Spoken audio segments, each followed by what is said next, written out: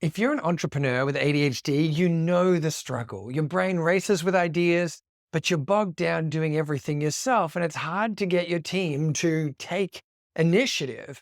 And then they manage, when you talk to them, to put even more work on your shoulders. What if I told you that there's a 6-level framework that can free you from that workload prison and make you not want to run and hide from your staff when you see them around or watch them typing on Slack? I'll show you why level 5 is the sweet spot and how level 6 can send you broke. It's based on a Harvard Business Review idea, yes, including the monkeys. And by the end of this video, you'll know exactly how to delegate like a pro without losing control. Now, quickly, I just want to mention that this video is part of my effort to bring zero cost to consumer public education about behavioral science, business, and ADHD. It's unrelated to my teaching and research roles at Melbourne Business School or the University of Melbourne. So, you're a business owner, one of your staff sees you or slides into your Slack, and they've got a problem. They've got a monkey on their back. And they say, oh, we've got this problem. And that's got 3 characteristics. 1, it's important. 2, you know enough to get involved. 3, but not enough to make an on-the-spot decision about it.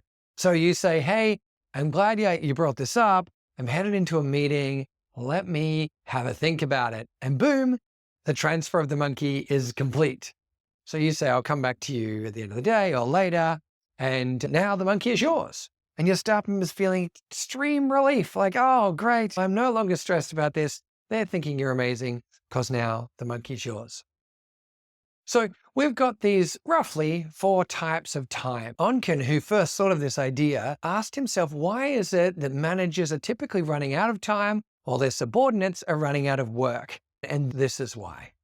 So first we've got self-imposed time, which is time that you spend on the important things that are important to you, things that move the organization forward, things that create progress for you, vision, deep work, things like that. So these aren't things that you would say are in the business so much as things that are on the business.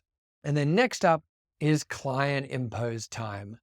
And client-imposed time is self-imposed time, you can get away with not doing that for a little while. But client-imposed time, well, things go badly if you ignore those, right? And then we've got system-imposed time. These are all the sort of overheads. Oh, my face is over that.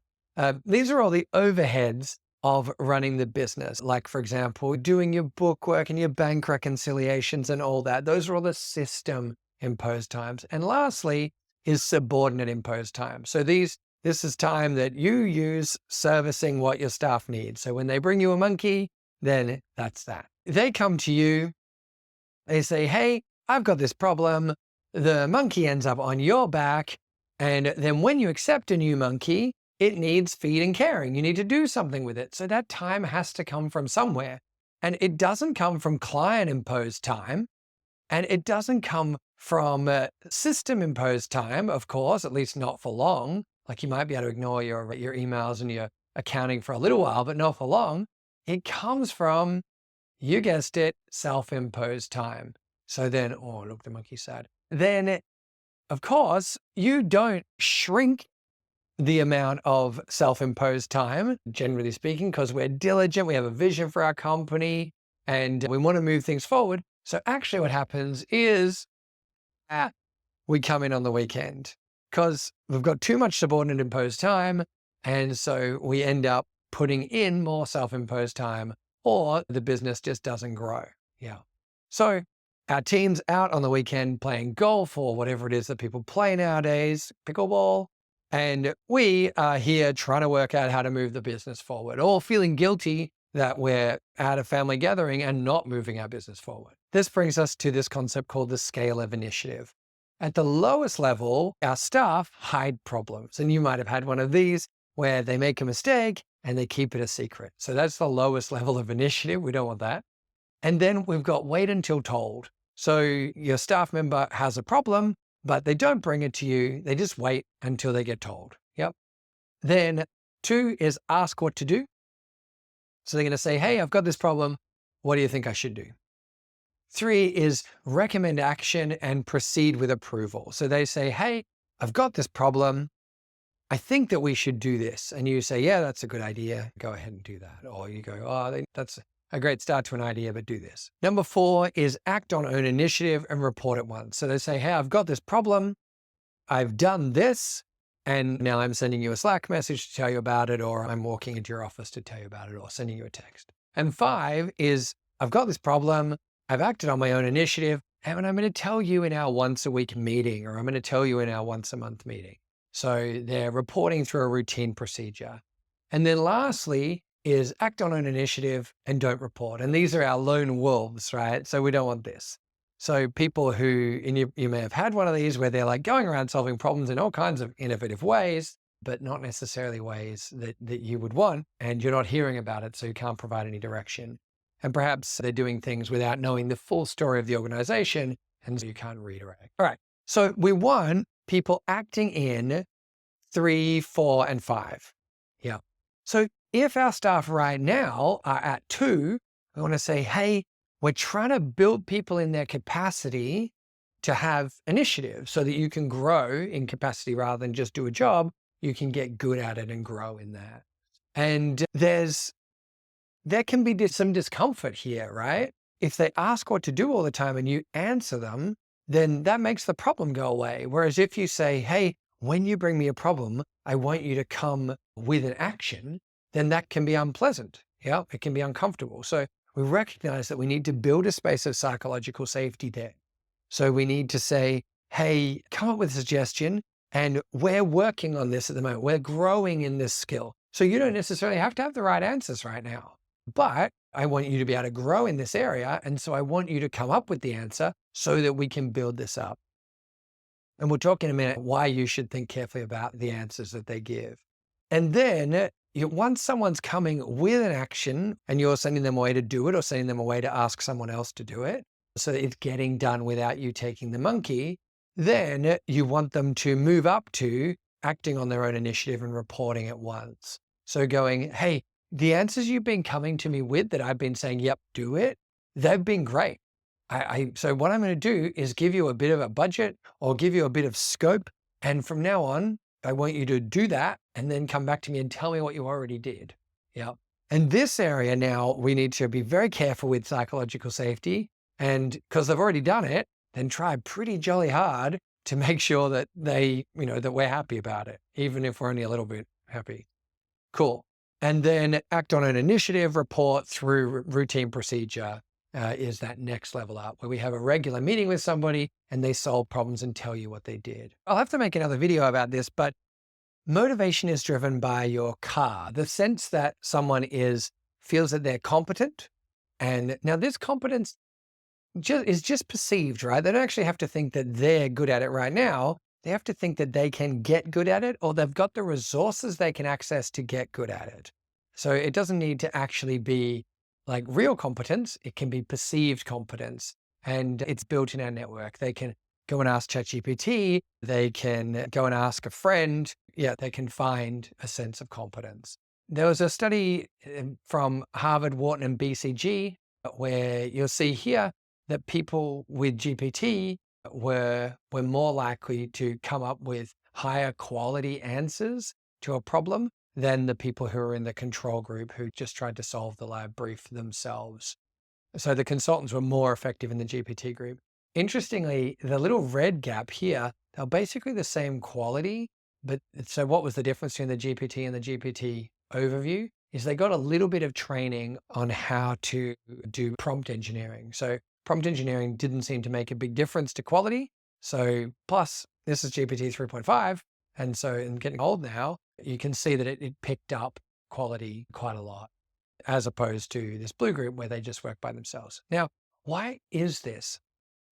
There's this thing called debugging by rubber duck, which is from coding, where you say, hey, I've got this IT problem.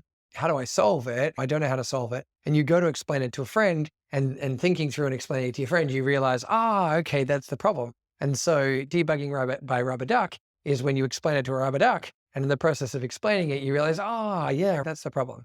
And so oftentimes when our staff explain things to GPT or another large language model, then they go, right, okay, that's the problem. So the process of explaining helps us to solve problems.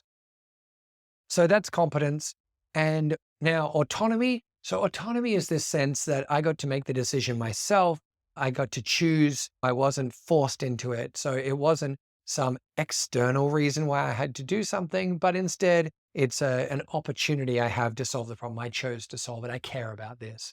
And lastly, relatedness. When we have positive relationships with those who are around us, we feel like our boss isn't horrible, then it makes it a lot easier to be motivated. Can you see how on this competence, autonomy, and relatedness concept, that these things increase people's perceived competence as they move up the scale of initiative? They maintain a sense of autonomy because they're acting of their own choice. And it creates increased relatedness as long as you maintain a sense of psychological safety in that you aren't saying, hey, you messed that up on a regular basis. Cool. The endowment effect or the IKEA effect is why when people come to us with a solution, we should accept an 80% solution. So it accounts for the endowment effect. The endowment effect is demonstrated really well with a study where they bring undergraduates into the lab and half of them get shown a piece of IKEA furniture on a plinth and asked what they're willing to pay for it. And the other half have to put the piece of IKEA furniture together and then decide what to pay for it. And it's called the endowment effect. It's this idea that when we touch things, we get our sense of self on them. And because we tend to like ourselves, then we value the thing more. In fact, there's a study that shows this in the most extreme manner where they just hand a mug to somebody. And so half the students see the mug on a plinth, half the students are holding the mug, and those who've held the mug are willing to pay a little bit more for it than those who just saw the mug on a plinth. That happens with ideas here. So if somebody comes to you and says, hey, I've got this idea, you might be tempted to add a little bit of it, just add a little spice. But if you accept the 80% idea, you leave them with a sense of empowerment, and it's roughly as good as what your idea was going to be anyway, because you have the IKEA effect, you're just getting your fingerprints on it. Yep. So if you can resist the urge to get your fingerprints on it, your staff will become more confident, they'll grow in initiative, and then you'll be more likely to build a team that will grow forward and build that level 5 initiative. So we've got competence, autonomy, and relatedness being represented here across the 5. We don't want to breach someone's relatedness. We want to build capacity and have empathy, caring about people as people. So keeping the car in mind, here's some ideas about the care and feeding of monkeys. 1, monkeys should be fed or sent back into the wild. So some of these are onkins, some of these are mine or updates. 2, negotiate the level of initiative. So we decide at what level they should be able to make decisions. Yep. So how much budget do they have to spend? What's the level of decision? And this level of initiative is based on their level of competence. So you see them bringing you ideas first and checking on them and building them. And then over time, we say, yep, you're getting good at this. We're going to trust you to do more. 3, feeding monkeys by appointment is magic. Rather than having them come to you at random times saying, hey, I answer questions about monkeys for you on Thursdays at 10. Having that, oftentimes your staff will solve the problems before they get to you. Because if they could ask you, they could take it off their plate, make the unpleasant feeling go away. But if they can't ask you, then they will make the unpleasant feeling go away by solving the problem. Most monkeys can be fed in under 15 minutes. So if you're not taking the monkey on and saying, hey, I'll deal with it, if instead you're providing direction, sending someone back out again, they can be fed in under 15 minutes.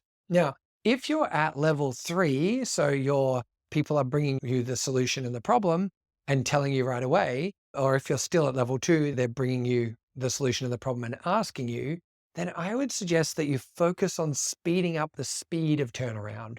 So rather than having them come back to you with a suggestion on Thursday, come back to me with a suggestion in an hour and a half. Yep. So we're just speeding the pace at which we turn things around. Because in business, then the pace really matters. Yeah. So if you ship things quickly, the cost of that runway is smaller. And the speed at which you get that product to market is faster, and that's more profitable. Set a next feeding time during the current feed. So say, hey, I've told you this, let's go and implement that. Now let's talk about it again this afternoon, or let's talk about it again on Monday. Keep monkeys a population you can manage. So don't have so many projects going that you can't manage those monkeys. Yep. So keep them at a population you can manage that you can look after. And lastly, examine your motives for direct interaction with monkeys. If you've got a great big silverback gorilla in your office that you're having to wrestle with, something that's a really tricky problem, then it can be pretty tempting to take on a monkey and go, oh, yeah, I can work on the document or I can do a bit of client work. You can take those monkeys on, and rather than doing the big, scary, difficult thing, then you can take on the thing that's easier and will make your staff member happy, but isn't the thing you really should be doing. You've gotten to the level that you're at because you're capable of dealing with silverback gorillas. And so taking on a monkey, a little monkey, can actually be a great relief and make your staff member feel nice, but it doesn't move your organization. So it's also hard to sidestep the endowment effect and love someone else's idea if you didn't make it yourself. So it's that it wasn't invented here problem. With that, I suggest feel the uncomfortable feelings and do it anyway. Yeah. So go, hey, I'm feeling these unpleasant feelings. That's totally okay for me to feel these unpleasant feelings. Maybe my staff are doing slightly less than what I would like. And maybe it's a bit scary that someone's out there solving problems without me watching. But notice those feelings and go, oh, hello, difficult feeling. There you are. Hi. And then move the organization in a values directed way anyway. Because the price of you having to be involved in every single decision is that your organization will be capped in size. And so rather than letting that happen, then say, hey, I'm gonna grow my team's capacity. I'm gonna increase the level at which people solve their own problems so that then I can deal with bigger and bigger problems. And dealing with bigger and bigger problems is scary, but it's the thing that I need to do grow my organization. Or I need to grow my organization's capacity so that I deal with less and less problems so I can actually take a break for once. And both of those reasons are great motivations to learn how to care for your monkeys that you have and get your staff to care for the monkeys that they have.